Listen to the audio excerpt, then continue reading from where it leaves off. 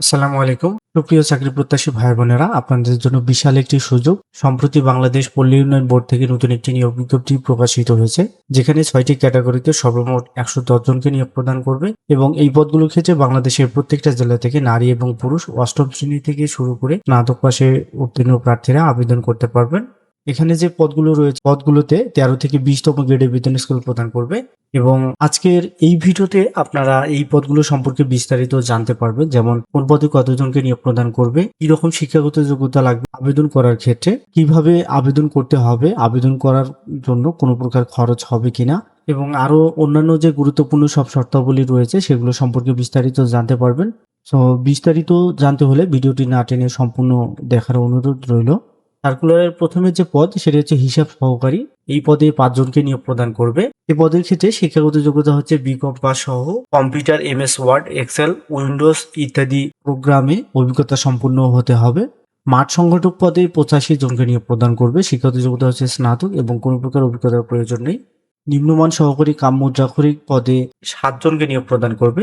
শিক্ষাগত যোগ্যতা হচ্ছে এইচএসসি পাস। এছাড়াও computer, MS Word, Excel, Windows ইত্যাদি প্রোগ্রামে অভিজ্ঞতা থাকতে হবে। ইংরেজি ও বাংলা যথাক্রমে 40 এবং 30 শব্দ টাইপের গতি থাকতে হবে প্রতি মিনিটে। গাড়ি চালক পদে 2 জনকে নিয়োগ প্রদান করবে। বৈধ ড্রাইভিং লাইসেন্স সহ অষ্টম শ্রেণীর পাস। অফিসসহায়ক পদে 10 জনকে নিয়োগ প্রদান করবে, অষ্টম শ্রেণীর পাস এবং ক্লিনার পদে 1 জনকে নিয়োগ প্রদান করবে, অষ্টম শ্রেণীর পাস। এই পদগুলোর ক্ষেত্রে বাংলাদেশের প্রত্যেকটা জেলা থেকে নারী এবং পুরুষ যারা অষ্টম শ্রেণী, এসএসসি, এইচএসসি এবং স্নাতক পাস করেছেন তারা আবেদন করতে পারবেন এবং পদগুলো হচ্ছে সম্পূর্ণ অস্থায়ী এবং কর্মসূচির জন্য প্রযোজ্য, অর্থাৎ এগুলো কোনোটাই স্থায়ী পদ নয়। যারা মাঠ সংগঠক হিসেবে আবেদন করবেন তাদেরকে ইউনিয়ন পর্যায়ে অবস্থান করে কাজ করার মানসিকতা থাকতে হবে। এলাকার দরিদ্র জনগোষ্ঠী, বিশেষ করে বিত্তহীনদের জীবনযাত্রার মান উন্নয়নে কাজ করতে হবে।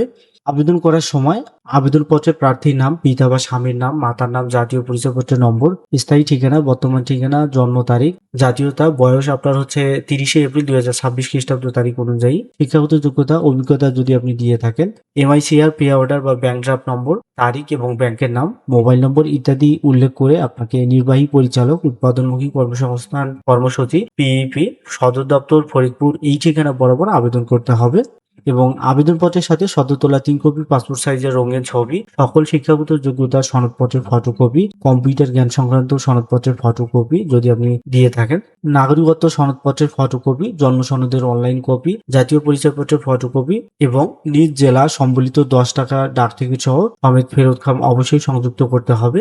আবেদনপত্রের সাথে প্রেরিত কোনো কাগজপত্রই ফেরতযোগ্য নয়। খামের উপরে আপনাকে অবশ্যই পদের নাম স্পষ্ট অক্ষরে লিখতে হবে এবং আপনি যদি একটি খামে একাধিক আবেদনপত্র প্রেরণ করেন সেক্ষেত্রে আপনার আবেদনপত্রটি বাতিল হয়ে যাবে। আবেদনকারীর বয়স হচ্ছে 30শে এপ্রিল 2026 খ্রিস্টাব্দ তারিখ অনুযায়ী সর্বনিম্ন 18 এবং সর্বোচ্চ 32 বছর। আবেদনপত্রের সাথে নির্বাহী পরিচালক, পিইপি, বিআরডিবি শিরোনামে অগ্রণী ব্যাংক পিএলসি, জেলা পরিষদ শাখা ফরিদপুর এর অনুকূলে 1 থেকে 4 নং পদের ক্ষেত্রে 100 টাকা এবং 5 থেকে 6 নম্বর পদের জন্য 50 টাকা, এমআইসিআর, পে অর্ডার বা ব্যাংক ড্রাফট অবশ্যই সংযুক্ত করতে হবে। প্রার্থীকে অবশ্যই মৌখিক পরীক্ষা এবং লিখিত পরীক্ষায় অংশগ্রহণ করতে হবে। মৌখিক পরীক্ষার সময় প্রার্থীকে অবশ্যই শিক্ষাগত যোগ্যতা, অভিজ্ঞতা সনদ, যথাযথ কর্তৃপক্ষের অনুমতি পত্র ও অন্যান্য সকল সনদপত্রের মূল কপি প্রদর্শন করতে হবে। এই বিজ্ঞপ্তি সম্পর্কিত বিস্তারিত তথ্য, লিখিত ও মৌখিক পরীক্ষার তারিখ, সময় এবং ফলাফল বিআরডিবির এই ওয়েবসাইটে আপনারা পেয়ে যাবেন। সো অবশ্যই এই ওয়েবসাইটটি আপনারা ফলো করবেন, এখানে সকল প্রকার আপডেট পেয়ে যাবেন। আপনারা আগামী 24শে মে 2026 খ্রিস্টাব্দ তারিখ এই সময়ে অফিস চলাকালীন সময়ের মধ্যে সরাসরি ডাক ও কুরিয়ার যোগে আবেদনপত্র পৌঁছাতে পারবেন। আবেদনপত্র পাঠানোর ঠিকানা এখানে উল্লেখ করা রয়েছে। আমি এই ভিডিওতে যে সকল তথ্য এবং এই পদগুলো সম্পর্কে নিয়ে বিস্তারিত আলোচনা করলাম, এগুলো ছাড়াও এখানে কতগুলো শর্তাবলী উল্লেখ করা রয়েছে যেগুলো আমি আলোচনা করিনি। তো আবেদন করার পূর্বে আপনারা অবশ্যই সবগুলো শর্তাবলী এবং নিয়মাবলী পড়বেন, পড়ে বুঝে শুনে তারপরে আবেদন করবেন। স্বহস্তে অথবা কম্পিউটার পূরণকৃত আবেদনপত্র দুটোই করতে পারবেন। আজ এ পর্যন্তই, দেখা হবে আবারও নতুন কোনো নিয়োগ বিজ্ঞপ্তির ভিডিওতে। সেই পর্যন্ত ভালো থাকবেন, সুস্থ থাকবেন। আল্লাহ হাফেজ।